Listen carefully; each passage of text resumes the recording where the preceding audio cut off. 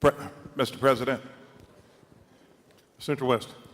even though I believe that we have some work to do in terms of our journal, in order to keep the debate going and moving forward at this time, I'm going to withdraw my point of order at this time. Thank you, Senator West.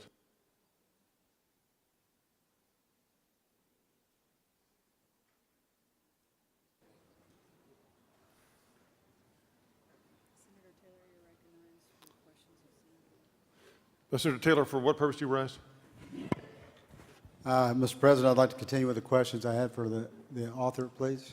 Will Senator Hager yield? Yes, Mr. President. Thank you, Senator Hager. I was talking about the 30 miles. We'd already finished that. Yes, sir. The next thing we've heard about is that, abortion doctors, needing to be getting admitting privileges. Are you aware that 2/3 of the doctors, abortion doctors today in Texas, already have admitting privilege? I am, yes, sir. Okay, so we're not stretching anything unusual, unreasonable there. And part of the whole process of getting admitting privileges is a vetting process, is it not? It is. Where they go through and actually verify the doctor's credentials. They look back at his practice history of what all he's been doing, just kind of making sure that the doctor can actually do the things that he says he can do. I mean, a hospital's obviously not going to take on a doctor that can admit to that hospital that's not qualified to do the procedures he's going to be doing. It's another level of peer review type process. So by having this vetting process, the fact that you've actually been credentialed by some hospitals, you've been allowed to have admitting privileges at some hospital, brings up the level, the bar, so to speak, of that doctor's professionalism. It might even help prevent some doctors like Dr. Gosnell and Kapner in Houston. Yes, sir. These weren't just incompetent doctors, these were criminals. I can almost guarantee those doctors did not have admitting privileges at any hospital. Don't you think that's important? I think it's very important. Whether it's one doctor like that or 10, we shouldn't have any doctor like that treating any Texas women for any condition.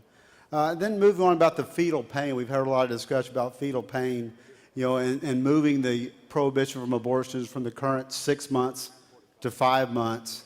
I'm not a doctor or a lawyer, which we've heard a lot of lawyering here today, but I do have some anecdotal information on going from 6 months to 5 months. Have you ever had the opportunity to visit the NICU unit, like at Texas Children's, the neonatal intensive care unit? I have, especially, I have those, and then Texas Women's, just because my twins were born premature.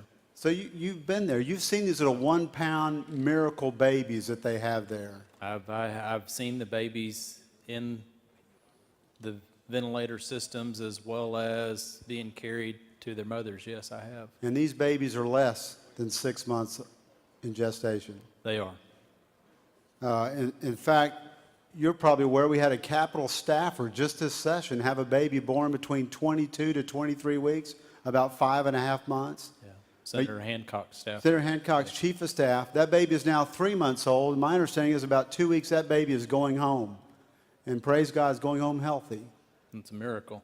But that's just kind of just an example. Once again, I'm not a doctor or lawyer, but these are anecdotal examples where I've seen with my own 2 eyes babies that are born less than 6 months. They are viable, are they not? And they can feel pain. Is it a stretch if a baby is viable at 5.5 months that it not also can feel pain 2 weeks before it's viable? I just, like I say, I'm not a doctor, I'm not a lawyer, but it seems to me that if you're already that far along that you are viable, you can live outside the womb, that you can, in fact, feel pain prior to that. And I've heard a couple times mentioned the Guttmacher Institute. Are you familiar with the Guttmacher Institute? I am. Do you realize, and for those who are listening, you understand, this was founded in 1968 as a division of Planned Parenthood. And one of their sole purposes is to promote abortion.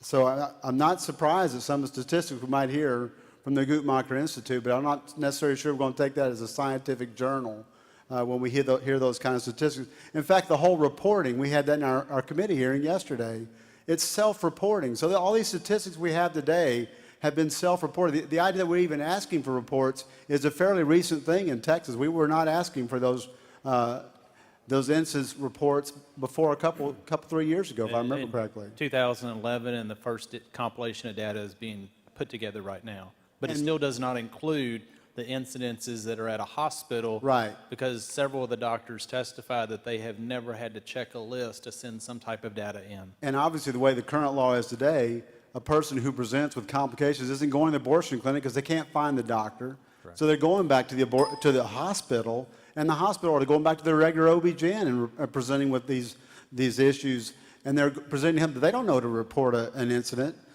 So the numbers have been underreported all along. But I just think, when you look in light of the amazing advances we've had here in medical capabilities to allow these miracle babies to have life earlier than the current law is 6 months, I think it is timely that we pass House Bill 2 to update our timelines on abortion restrictions, while also at the same time providing greater protections for Texas women who undergo the abortion procedure. And I think you've got a good bill, and I look forward to supporting getting this thing done today. Thank you, Thank you. Senator Hager. Thank you, Senator.